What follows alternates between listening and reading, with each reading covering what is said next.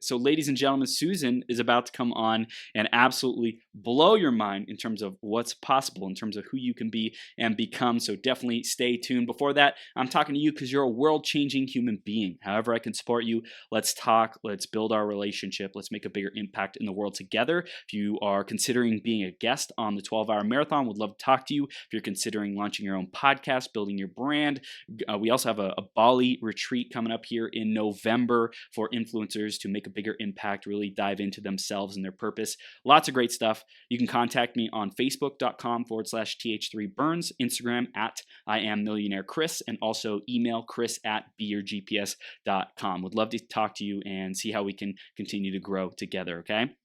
Next up is the iTunes review of the week, and let's see who it's by this week. This week it's by Hannah1125. Chris shows up with such authentic interest in the guest and the audience. Every single show has a golden nugget that I can start implementing in my life right away. It feels like Chris really believes we can all become our greatest possible self, our greatest self, and consistently shows us how. If this isn't in your ear, you are missing out on loads of inspiration, action, and your own greatness. Hannah, thank you so much for sharing that. I appreciate you, and also I appreciate you listening right now for choosing to be and become your greatest possible self with us. So definitely subscribe if you're just tuning into the podcast, and stay tuned for even more. We release a new episode just about every day, so you're always getting new sources of inspiration and wisdom and guidance to become your greatest possible self. I'm going to introduce Susan in just a second here. Before that, though, grab a piece of paper, grab a pen, be ready to take notes, because we're going to go deep. I have a feeling this is going to be a profound interview for you listening, and it's really going to make the difference. So stay all the way through till the end, because one of these ideas that Susan shares with you has the power to change everything. So let's stay tuned and dive in. Susan, who is known as a spiritual scientist, originally trained in psychology and psychotherapy over 20 years ago. Susan has an extensive toolbox, which has allowed her to create her own unique way of working. Susan has a clear channel to spirit and the higher realms, making her work fast, direct, and accurate. She is a medium and channel, and now, over the last year, works with her galactic guides. She channels, tones, and speaks light language to help others heal their heart field, allowing them to create and manifest more easily. And we are blessed to have her here with us today. We're going to bring her on the screen so that we can have an incredible interview. So everyone, welcome Susan. And Susan, how are you doing today? Are you ready to rock it? Yeah, great. Thanks so much for inviting me. Absolutely. We're going to dive in. The very first question is the theme of today, which today is the power of authority. So Susan, we just wanted to hear in your perspective, what does that mean for you, the power of authority? So for me, that would mean taking responsibility for what you're attracting into your world. So I would say that we look outside of ourselves and we look at how we feel about that, and also about how our body is, how our mind feels, what we're attracting in the sense of wealth, abundance, relationships, etc. And that would be the authority. So we find our power by really looking outside of ourselves and saying, oh, what part do I need to tweak to attract something that's more in a vibration of love? Wow. So it's like really the what we're manifesting, our results, our physical external appearance is usually what people go to say, am I on track or off track?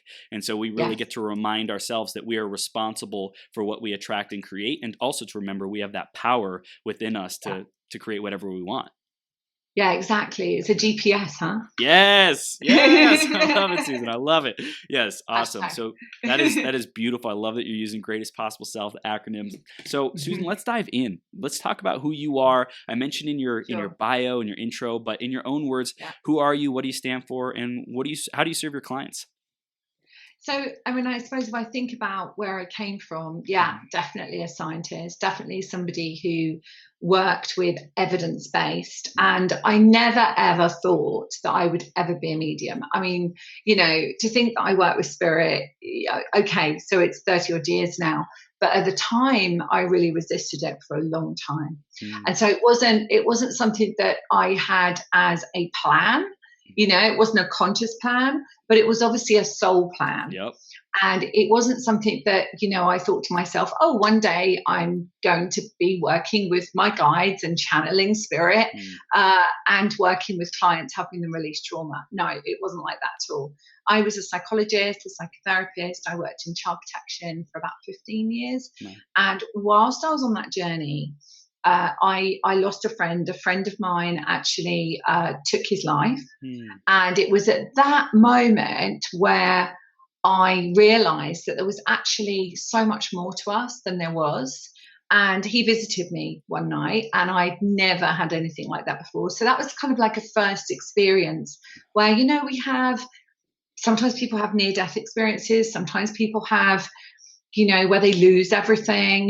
Sometimes there's always something that kind of comes up and says, this is the start of your spiritual journey. And so I was in my early 20s and this happened. And he came to me one night, scared me, like I never wanted that to happen again.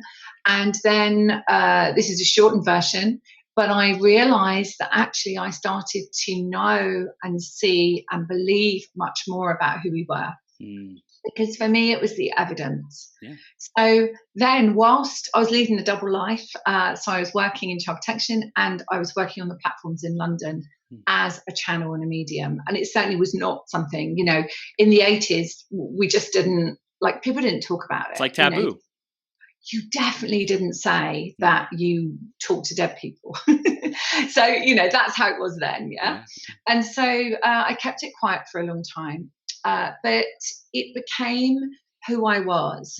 And in the end, and this is a very shortened version, but in the end, it was a place where I couldn't deny it anymore.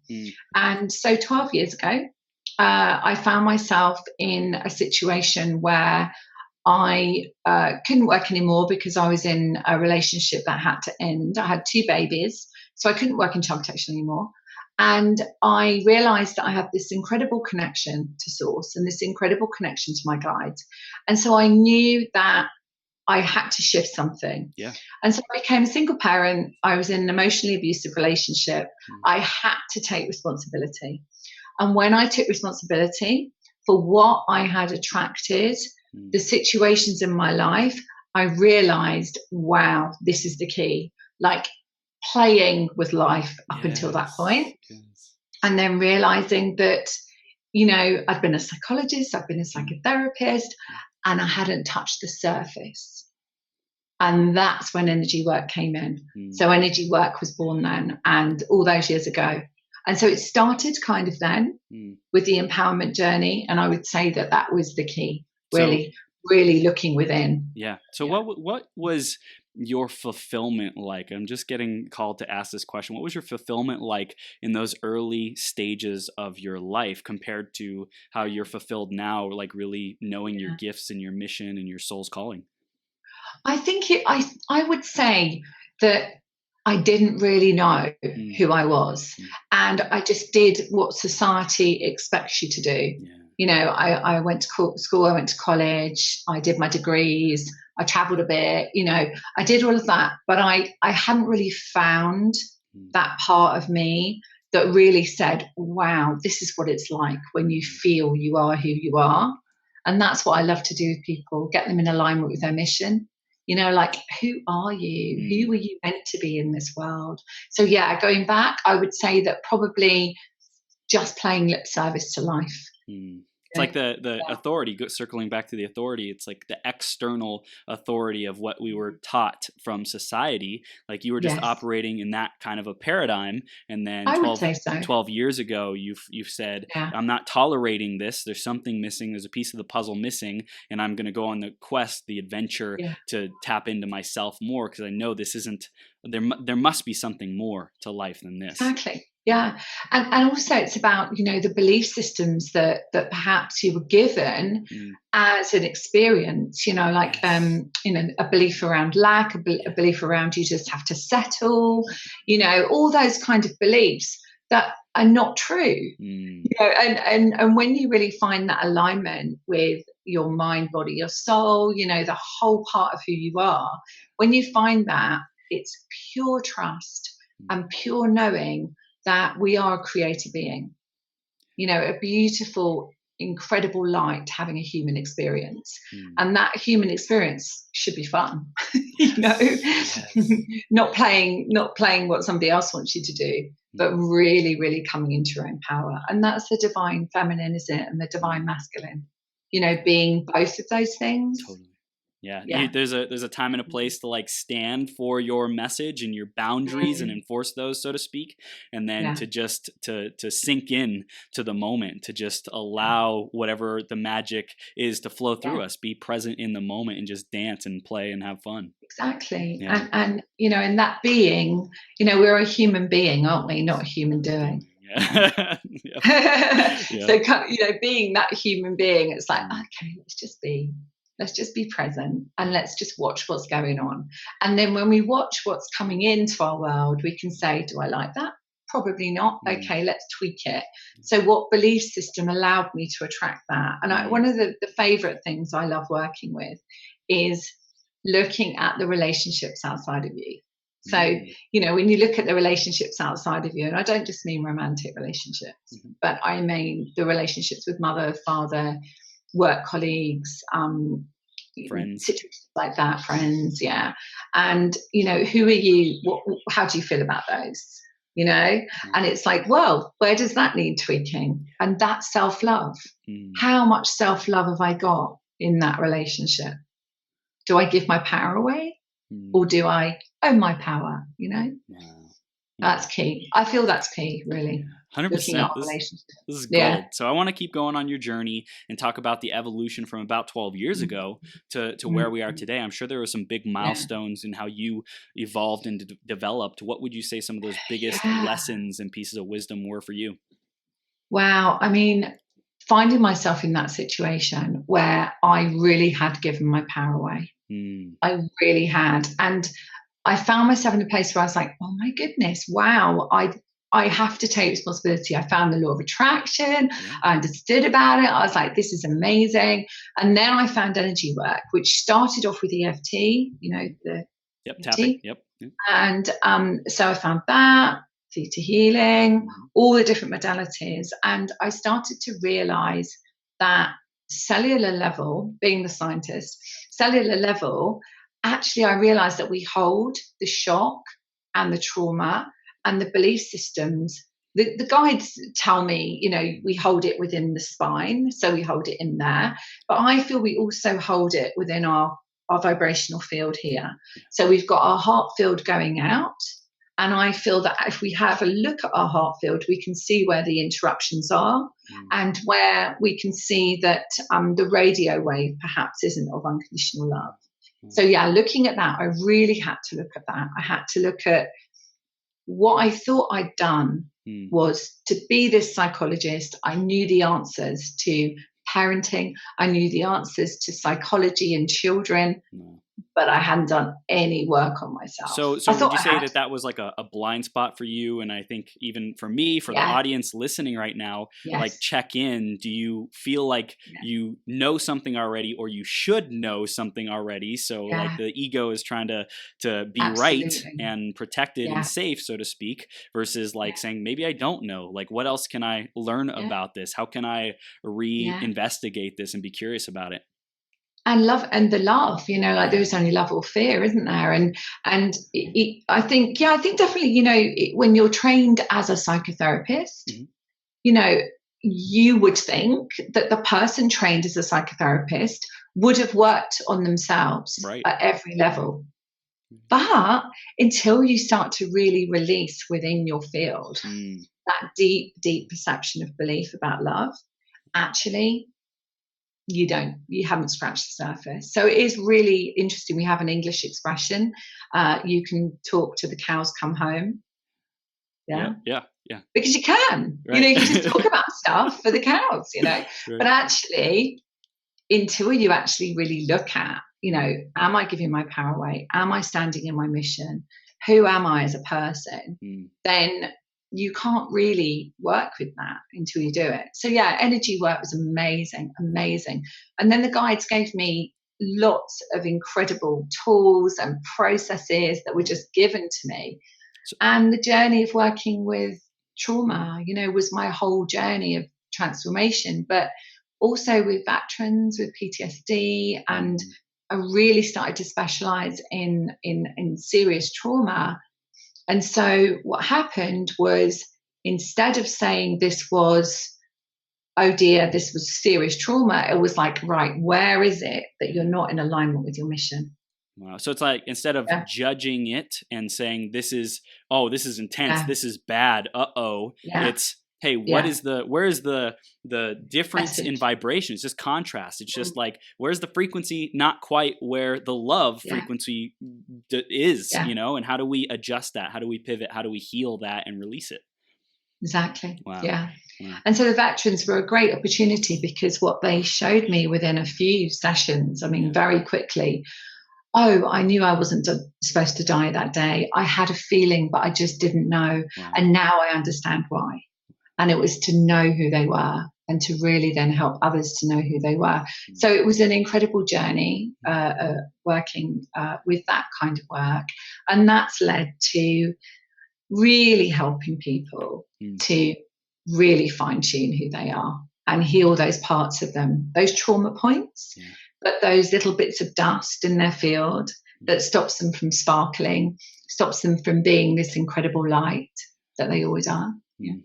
Susan, this is gold. And for everyone who's tuning in right now, live or replay, definitely drop some comments, take a screenshot of the podcast, post it up on Instagram or Facebook stories. Let us know that you're tuning in, because this is really, really powerful. And especially if you're someone who is committed to love, if you're committed to sparkling and shining and being your greatest possible self, definitely do that. This is an opportunity for you to say, this is who I am. This is what I'm committed to. Because I love this conversation, Susan. It's beautiful.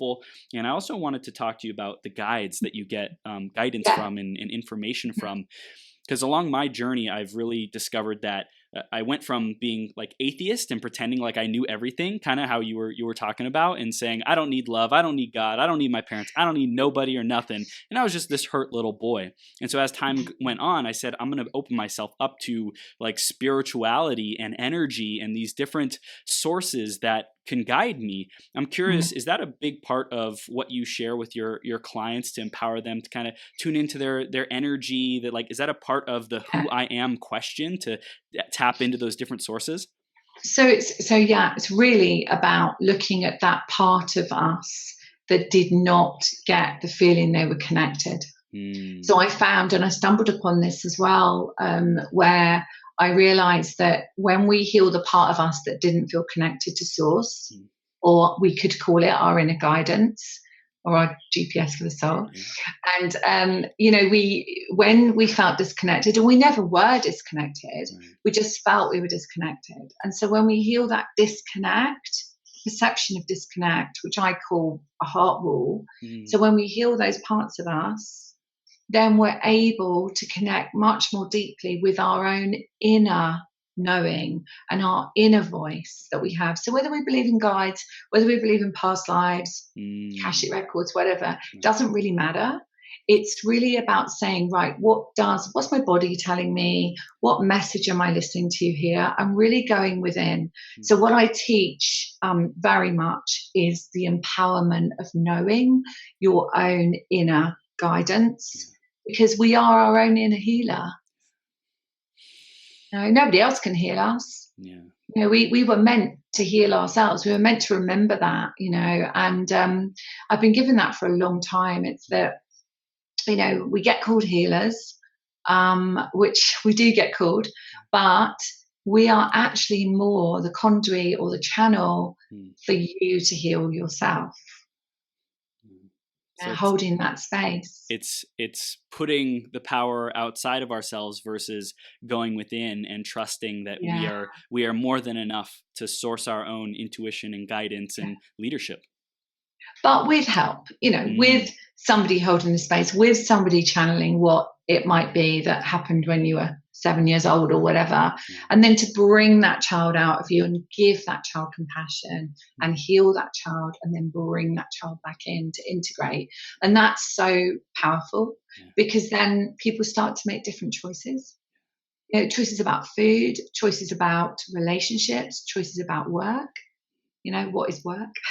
But it's like those choices come from when we integrate and love ourselves. That's what I really feel. So yeah, definitely are in a journey, and it comes from within. And that's where I was, 12 years ago, was like taking responsibility. I can't blame someone. I can't make it their problem. I can't see somebody to fix me. I have to come within. Yeah. It's beautiful. If someone is experiencing so much trauma, so much of the heart wall that you were talking about, that like they're unwilling to let people in, what do you do in those kinds of scenarios? I mean, obviously we want to do the best for them, but what if they're not quote unquote ready, kind of thing? So I only get given people that are ready. So people come into my experience, hear me talking or find me because they're ready. Absolutely. But if somebody feels they're not ready to do the inner work, they're not ready to do it, they can always go onto my YouTube channel or somebody else's YouTube channel, because people have an incredible amount of information and processes, meditations, guidance, where you don't have to see anyone. You can just go and do that yourself. And that's a stepping stone. That's a stepping stone for saying, okay, well, I think there's something else, but I don't know what it is. And I certainly don't want to take that leap of faith yet, but I'll do it in my own home. Yeah. So people can do that. And on my website, you can get a free meditation. So, basically people can just do this stuff if they want to. And then if they feel drawn to work with somebody, they're going to be guided. People are always guided. Yeah. I'm curious, in your experience, what have you discovered for someone who said, I'm ready, and they came to you and they started working with you, and then their actions or beliefs stopped them from taking the coaching or from breaking through? Did you ever have anything like that? There's always, I'm very fortunate that I just get told before I work with someone anyway. So, they'll book a session and I'm like, I don't need to know anything about you, because I don't need to know anything about you. So I just literally say, right, what do I need to know? We go in and we clear that part. So I don't really have that. Maybe in the old days of working in psychology, you'd follow a protocol, of coaching or something. But actually now it's always absolutely for their highest and best good. So I don't feel that I get that with people, that they're not ready. But it might happen it might happen. And if it happens, I'll just ask. I'll just say, what do I need to know about this? How can I help this person in the best possible way? But I'm sure you find this, Chris, it's like, it's not us doing the healing journey. It's that person. If they're ready, they'll find you. And if they're not ready, they won't find you. Yeah, and I think as we have a lot of coaches and healers and speakers in the audience who are tuning in, they want to be able to cause that change and transformation in someone's life, and be there, hold a space, be the person who makes the difference, right? And like, quote unquote, be the superhero and save the world. And I think that there's also a commitment, but being detached and saying, I'm not responsible to change this person's life. It's their responsibility. And if they show up in my space, I'm going to give my best. I'm going to serve as much as I can. And that's exactly what they needed at the time. It was perfect, Yeah. And of course, there are lots of, beliefs that we brought in with us, epigenetics and past lives. And quite often I'll be shown in the Akashic records, what lifetimes affected that person. So it could be, killed for being a healer, killed for speaking the word of God, it doesn't matter, whatever it might be will come up to be healed. So if you are a coach and you're listening to this and you feel like you need to heal the world, then probably you've got a contract running, that you will have decided to hold for the collective so that you could help others. You don't need it anymore. So there's a lot of deep stuff, that we can go into, but there's also this lifetime, the childhood perceptions of, am I worthy? Should I be the one that takes responsibility of healing the world? Because I had to do that as a child.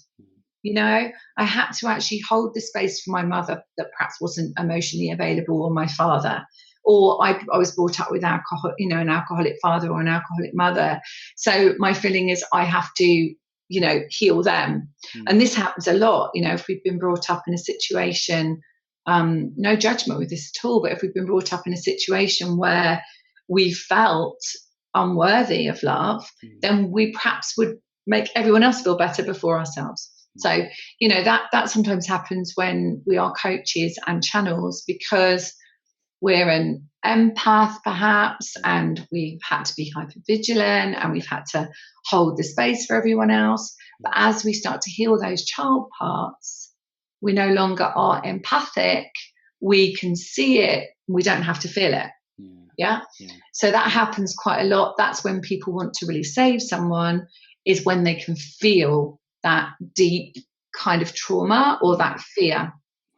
Yeah. And it's almost like when someone else exhibits the pain that we once felt, if we're at a place where we haven't taken responsibility for it or totally healed it or whatever. Or noticed it, or even noticed it. Yeah, or even noticing because it's an ongoing journey, isn't it? We don't ever get it done. Yeah. We just get to the place where we don't get affected by things like that, because it's nothing. It could, if we're not conscious enough, so to speak, then it could resonate with whatever is still in us that we're not conscious enough about, and trigger us, that causes us to turn into a different being, come from a different place, a different energy that causes us to not be our greatest possible self, or whatever is the highest form of love in that moment. Yeah, exactly. And from that's a blessing. If something like that does come up and you have a practice or whatever, and somebody really triggers you, that is a perfect time, isn't it? Yeah. Perfect time to say, oh, what emotion is that? Is it shame? Is it guilt? Is it fear? Is it, I don't know, I'm stuck, I feel out of my depth, Yeah. Wow. And that's just a child. That's just a little child. Yeah. And it's anyone can experience this along their journey. There might be, 22, 25-year-olds and all the way up to 60, 70-year-olds still dealing with these similar challenges. And there's no right or wrong way to be. It's just, what's the next step? What is my next level of healing that I get to create for myself? And it's being the observer. So being, I think I got told once from being channeled, and it was, be the witness of your own life. So you are the witness. You're observing your own life. It's not anybody else's responsibility. It's just yours. Yeah. I love it. I love it. When you work with a client, where is there a place where you usually start with almost all of your clients, or everyone's on a different place on their journey, and you channel and you receive this guidance. So is there any, you mentioned protocol earlier, a natural place that you start, or is it all intuitive at this point? It's always intuitive, but I might not do light language with everyone. Right. I certainly wouldn't do Mother Mary channeling with everyone, and I might not talk about the Akashic records for everybody, but always, always, always looking at that connection when they first felt disconnected to source, because that brings the safety in and the feeling that you're not on your own. And it's usually about a 3-year-old or a 2.5-year-old that felt that sense, oh, I'm separate. I'm separate from my mother, so I'm separate from God, source, the universe, and I haven't got anyone to help me. Yeah. And actually sometimes birth trauma as well. So conception, pregnancy and birth, whatever happens on that journey, so we come into the world, and I always laugh about this. We come into the world initially knowing who we are, we forget, and then we spend the whole of our life remembering or trying to. So, remembering who we are on this journey. Unlearning what we picked up, the traumas, the things. And it's interesting, the time that we live in, and who knows what 30, 50 years from now is going to look like, and how emotionally aware we are, conscious we are, and how able we are to process whatever happened, the emotions, versus, storing those wounds and traumas in our cells and in our spine. And playing them out. Yeah, and playing them out, and keep attracting them until we heal them. And it makes me, I feel drawn to talk about the crystalline field. So if you think about our vibrational field as a crystalline field, something that is light. And so the lighter we become, meaning the less trauma we have, the less darkness, the less interruptions in our light field, then the more crystalline we become. So therefore, things like what we put in our body, alcohol perhaps, anything like that, medication, our body is just like, wow, what is that? Because it can't take it anymore. So we start to become lighter and lighter and lighter.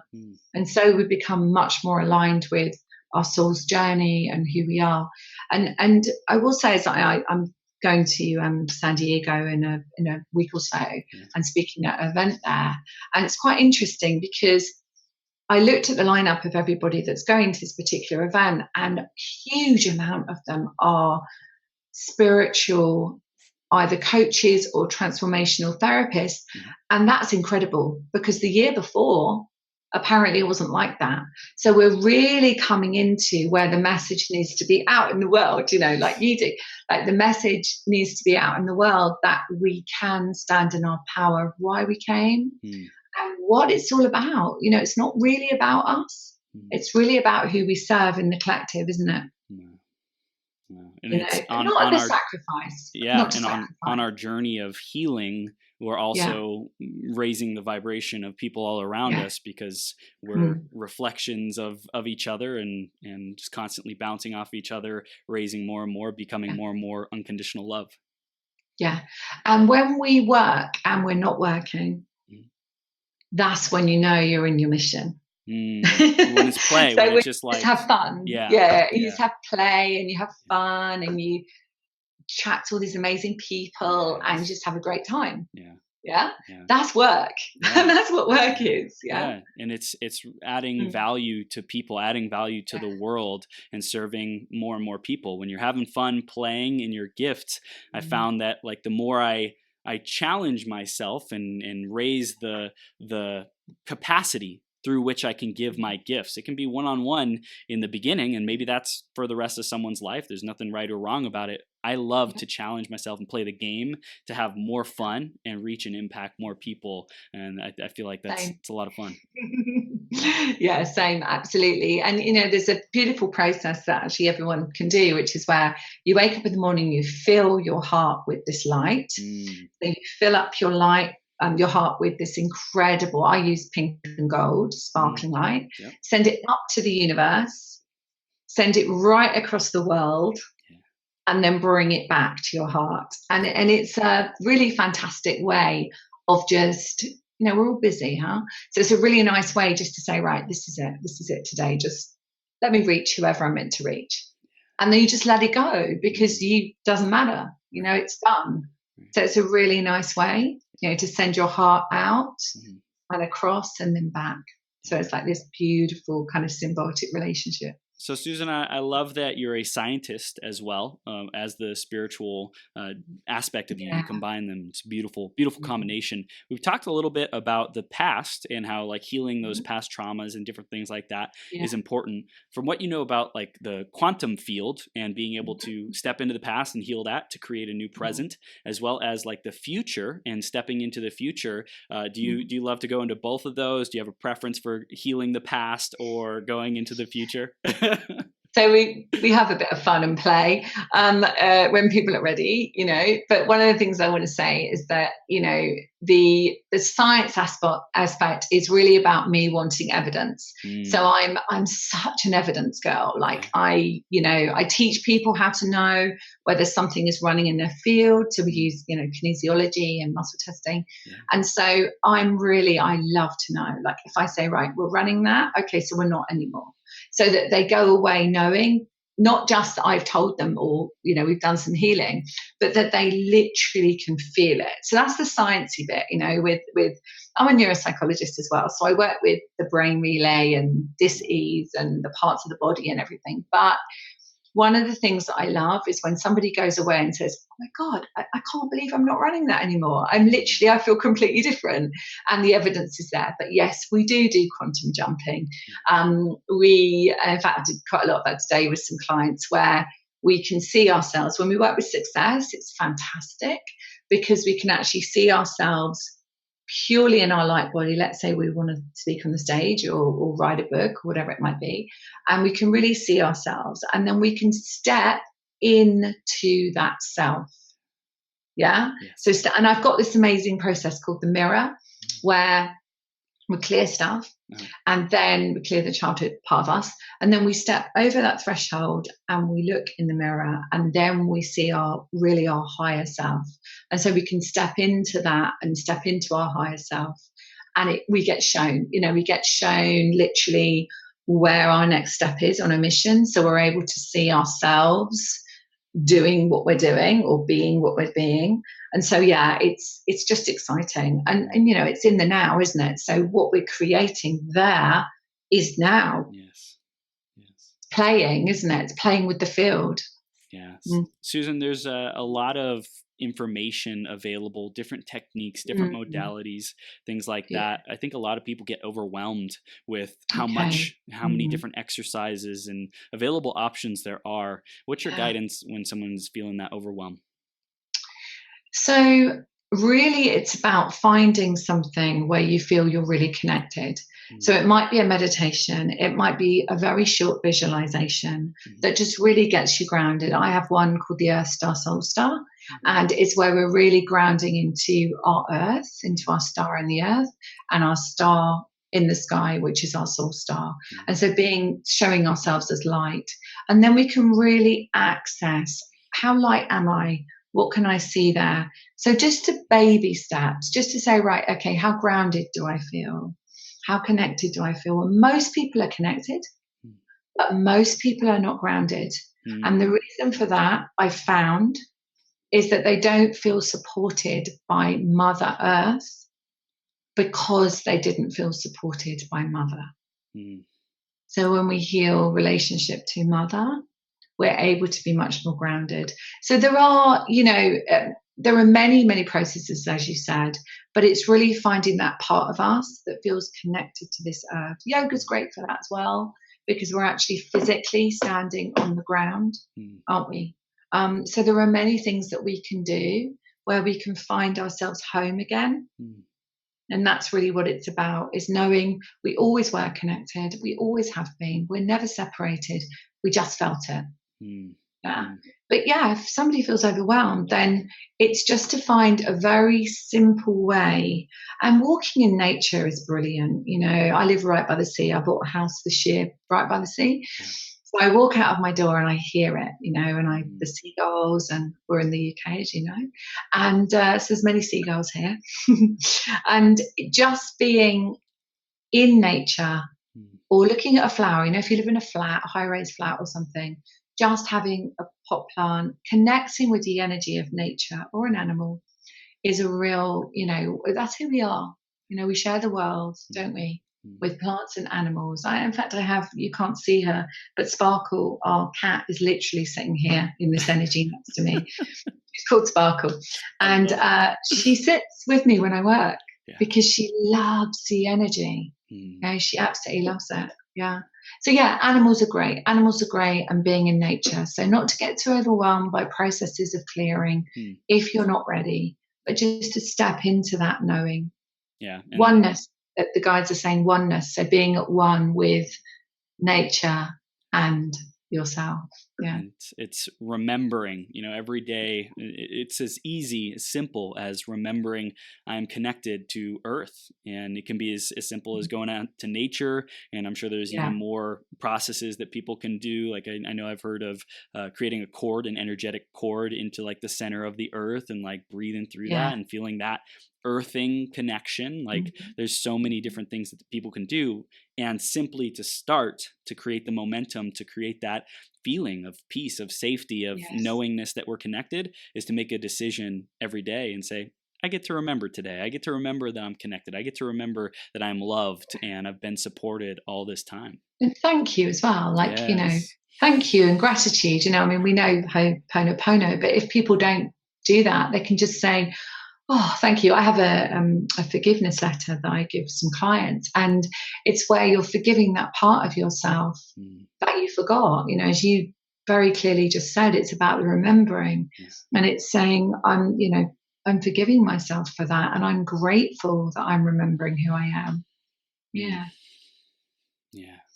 Yeah. What's coming to me right now, as you said that, is like just forgiving myself for that period where I felt disconnected, right? Mm, Where I had believed that I was absolutely. disconnected and not supported, and Mm, say, hey, it's okay. I forgive myself for losing that connection. mm, Doesn't mean I was wrong. Doesn't mean I was not enough or inadequate. It's just a phase that I went through, especially for the contrast, for the awareness of what it feels like exactly. to believe that I'm disconnected, so that I can Yeah. relate to other people who might feel the same thing. Exactly. And that's where those contracts come in. It's like, sometimes we have these contracts. Mm, So nothing's by mistake. mm, Everything is just perfect and in divine order. It's just that we don't feel like that at the time. I know definitely when I was working in child protection, I was very blessed to have my connection with my guides. And I used to say, but why do children have to suffer this way? What is it? And they're mm, like, this is all part of the contrast. Like you said, the contrast, it's all part of us experiencing emotion, mm, experiencing the expansion of the soul. yeah. So, yeah. Yeah. Susan, this is It's gold. You all mentioned something about perfect. contracts there. I want to dive into that even more. For people who feel like they've been dealing with something, a challenge over and over again, I'm Yeah. very, very novice at Akashic records. What do they Okay. need to know about like being able to clear the Akashic records, or clear that Okay. contract that they have, so that they can Yeah. break through whatever has been stopping them up until this point, or that they haven't learned from, or what do you have to say about that? Yeah. So, to know whether you have a contract or not, it will usually be that you keep attracting a similar situation. So, Mm, say you keep attracting people that feel disconnected, or you feel that. So, when we have a contract, it's because we've decided to hold it for the collective as a vibration. No, mm, we didn't do it when we were humans. We decided it on a soul level, yeah. So then what we do is a particular way that I do it with people is they feel where it is. I can see it clairvoyantly where it is, but I want them to feel where it is. mm. And usually they can feel it. And sometimes we give it a color, but sometimes they can feel it. And then what we do is a particular statement. I mean, I get guided for the particular person, but it might be something like, today I choose to rescind this contract Mm, that I've held from time before time across all my lifetimes. Yeah. mm, Something like that. And then we will do forgiveness and love and setting ourselves free. But to check whether we hold it or not, I can definitely teach this here, is that I do it like this. So if something is true in my field, my fingers will stay together. mm, So if I say I'm wearing glasses, like mm. I can try and hold it, but it doesn't want to because Right, that's a no.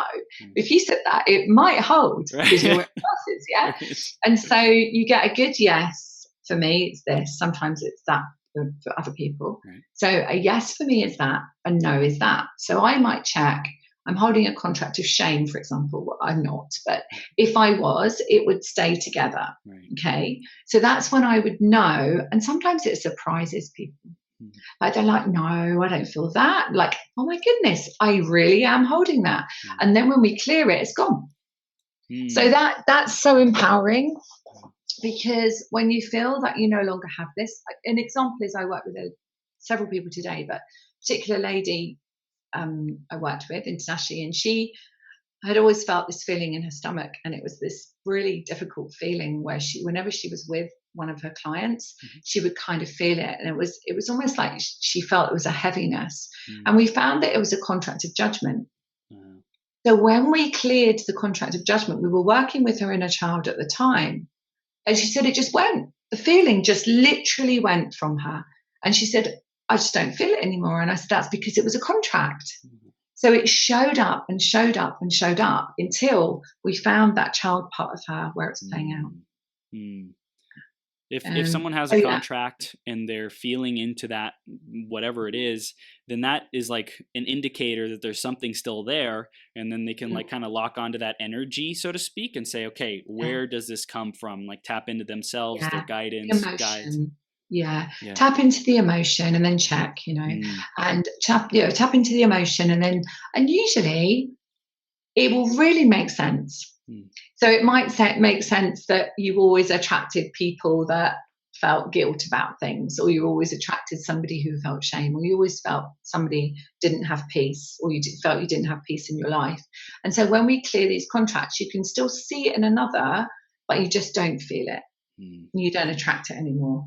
And that's what massively I found with success, is like contracts of poverty and agreements, and all sorts of things like that. I found really, really pivotal with people, when they're trying to create success, but they've got contracts running where perhaps they were married to God, they were owned by God. I've had that with some people, owned by God, felt owned by the church, and not this lifetime, but in many lifetimes. And as soon as that's clear, oh my goodness, they just like, oh my goodness, well, of course, no, I should be doing this, and this is what I've thought about, and it's been there all the time, and I thought of it 20 years ago, but now it's playing.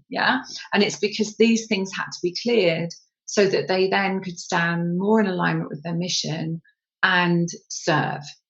But before, they felt perhaps I'm actually saying to God, I couldn't possibly do that because I've given up all my worldly goods. So I can't possibly have money because I married God. I was a nun, I married God, or I was a priest, or whatever it might be. And so it's just fun, when you can actually clear those things, you're like, free, yay, and you're not separate from God, because God is who you are. So there's no separation. But of course, we're told in this lifetime, but in other lifetimes, that there's a higher person that has control over you, and makes the choices. And still in this day and age, some people of some religions are told that if they don't do this, they're going to hell, or they'll never be happy, or there's only a few places left in heaven, or, there are a few things that people are told. And I have no judgment with that, but it really allows them to feel, I'm afraid. So it stops them from being who they're meant to be. Yeah. So that was a bit of a rant, but basically it's because I'm quite passionate about that, because I feel like when we're holding these beliefs, then it really stops us, because we've given up our power. So we just get that back and just say, oh my goodness, I wasn't separate from God. I didn't have to give everything up to be close to God, and I can be free. And it's like there's so much suffering and pain with that, with like whatever they've been carrying, whatever contract, that they just didn't even know it was possible to not have that, to be free, to be loved, to be happy, to be fulfilled, to be grateful, all those beautiful emotions, and like the depth that those can go, like the depth of emotion, like wasn't even on their radar, didn't even exist as a possibility. And when they become aware of the contracts, then they can say, okay, like this has been something in my field, in my lifetime or lifetimes that I'm dealing with. So let's break through it. Let's release it. Let's heal it, whatever it is. And then a whole new world opens up to them.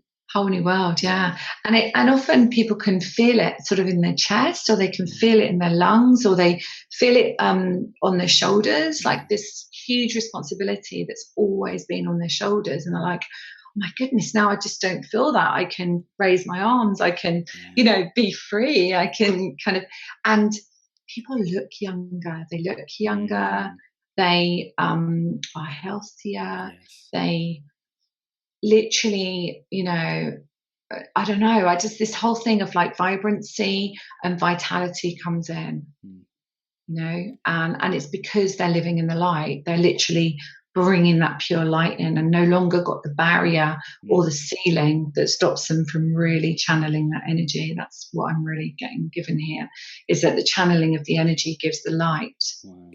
The light within our field, and so we look lighter. You look about 21.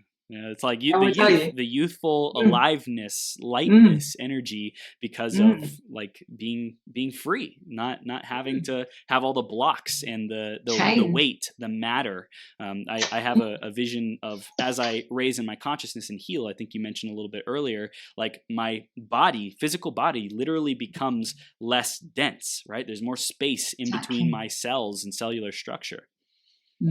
Yeah, exactly. So people do also lose weight because the weight that they had as protection. And we know, that childhood experiences allow us to put on weight to protect ourselves. That's quite a knowledge. But when we actually start to realize that we're living in our mission and our light, then the body just sheds it because it doesn't need to protect anymore. Yeah. Which I think is fascinating as well. There's so much that is awesome, and it's inspiring, and the science and the feeling of what's possible, like all the possibilities for people, and the healing that we're creating in ourselves and sharing with others is amazing. And also with your company and what you're building with Sparkle to Success, I want to talk about that and where you're excited about that vision and where you're taking us on this journey with you. Yeah, so Sparkle to Success was born from really working with veterans and people that came into my experience.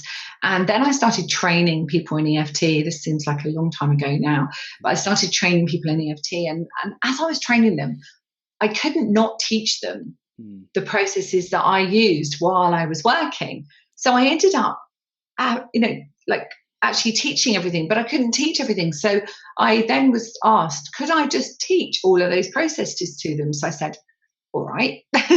So I put this whole Sparkle to Success together, and it's really grown and just become a whole entity within itself. And so for me now, so it's now an online program with a book and audio. So I recorded all the audios so that people can step by step take themselves through it so that they can heal themselves. And then there's a new mentor program that's just about to be launched, actually, which is bringing your spiritual gifts to the world. So essentially it's how we can really sparkle our gifts to the world and put our sparkly feet wherever we want to be in the world, So it's like literally, I'm looking forward to putting my sparkly feet over the pond. Yes, San Diego. Yeah. LA and San Diego would be fun. Yeah. And so I see it like that. I see it like we are, Sparkle to Success was born because of just really situations that led me to create these things to help people. But now we're really looking at bringing our gifts to the world. So this is where I'm really taking people now, is on this journey of mentoring so that people can really stand in alignment with who they are, branding, really getting themselves out there and clearing up like the millionaire vibration. So being in the vibrational set point of attraction to millionaire vibration, and not to mistake that may not be in your bank account, but you are that vibrational set point to attract opportunities that are of that vibration to reach your collective vision. So that is part of my program as well. So yeah, I'm really excited to help people to feel how I feel, where I don't even really think about very much. I just live in the moment. I'm like, oh, that's lovely. Yeah, I do that. That feels right. I feel right. That doesn't feel so right. I won't do that. It's kind of like really living in that, I don't know, dream of possibility. It's kind of whatever you want to create, you just create. And that's exciting. That's exciting for me. Yeah. So that's where I'm taking it. Freedom, self-expression, the greatest gifts that we have to give, our greatest soul's expression, our greatest possible self. It's like that's what we're all here to have an experience of, whatever that looks like. It's different for everyone, but to give people the tools and the experience and the structure and facilitation to help them discover their own gifts. Like there's no better gift that, in my opinion, that we can give to the world is than to teach people how to use their gifts. And to me, the reason is to raise the consciousness of the planet. I mean, when you look at, the rainforest, etc., that's happening at the moment, this present time of doing this show, what's the reason for that? Rather than being afraid of it, rather than putting fear into that's awful, hold the space and the light that whatever is meant to happen in this world, we hold the light for it. We don't go into the fear of it. Yeah? So we're raising the consciousness of the planet so that we can live in the light of love rather than the dark of fear. Okay, we've got contrast and, we are both.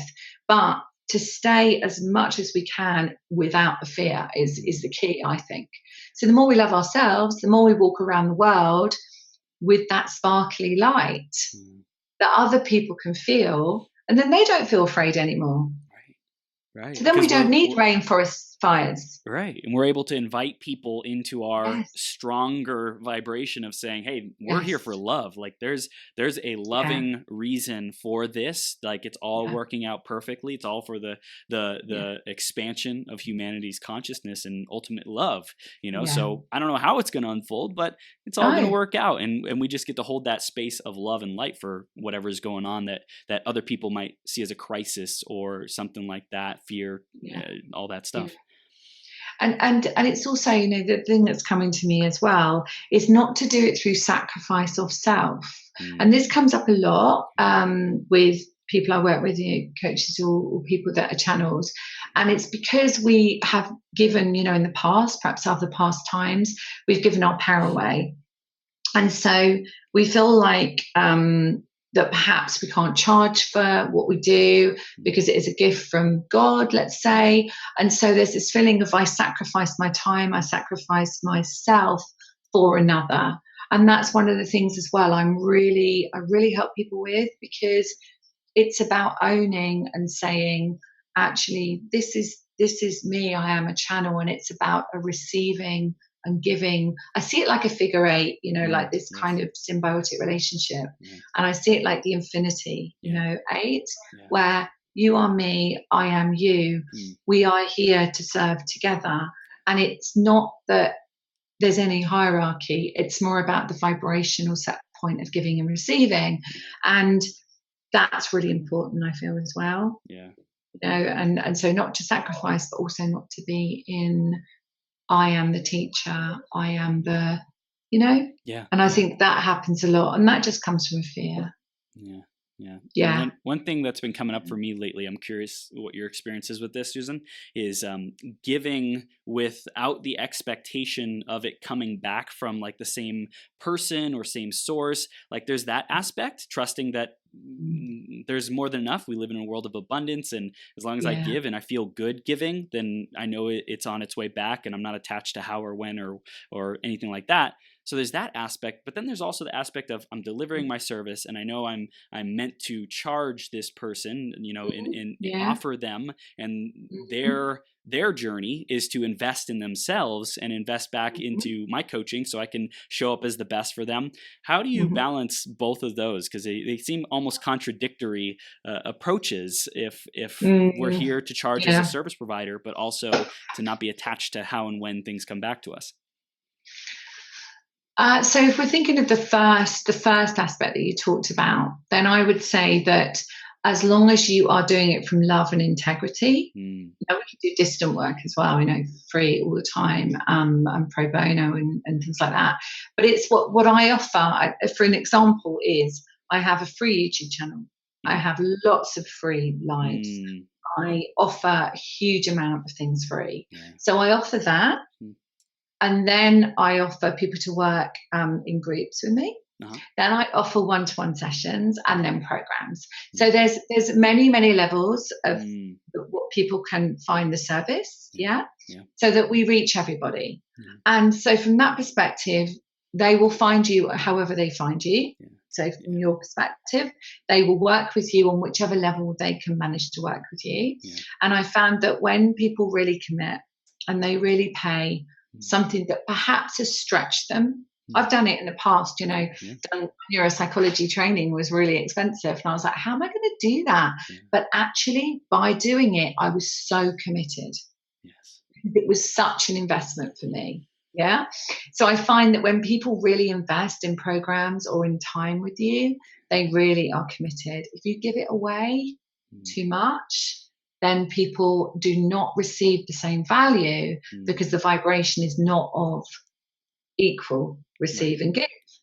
But feel free to give your energy, like you're giving it all the time anyway on here.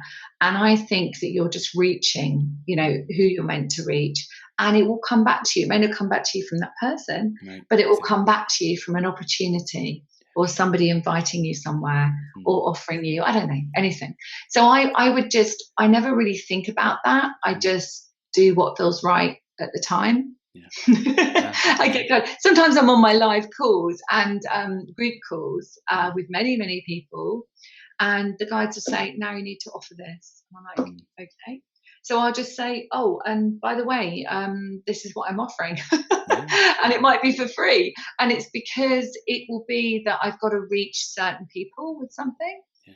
So I just think you just need to just really feel what feels right. Yeah. But it's about the sacrifice thing, isn't it? Don't sacrifice yourself.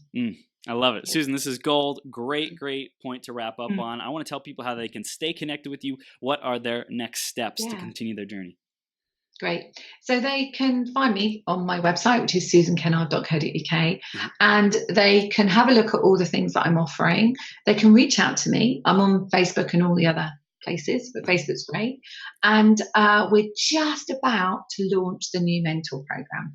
So it's launching now, but it starts properly the first week in October. So they have time, to prepare their schedule. And it's 3 months of working with me, which is individual one-to-ones, group calls, lots of different things that they can do throughout the time, private Facebook group, and many other parts where they can really look at clearing the blocks to mission, aligning with it, millionaire vibration, which is really exciting, branding, and just really getting excited about being out in the world. And 2020 is coming, yeah? So we want 2020 vision. We want to be able to see 2020 vision, where we're going. So what I wanted was to really help people do that and then launch it out there for 2020. I love it. I love it, Susan. This is gold. And anyone listening or watching right now, connect with Susan, get in this program, make your 2020 your best year ever. And Susan, your name is spelled SusanKennard, Susan Kennard. It is. And look for her and connect with her, have a conversation. I appreciate you so much, Susan. You're so sparkly, so shining. Thank you for being here. I appreciate it. Thank you. Much love, Chris. You're welcome. Bye-bye. We'll see you soon, okay? See you soon. Bye-bye.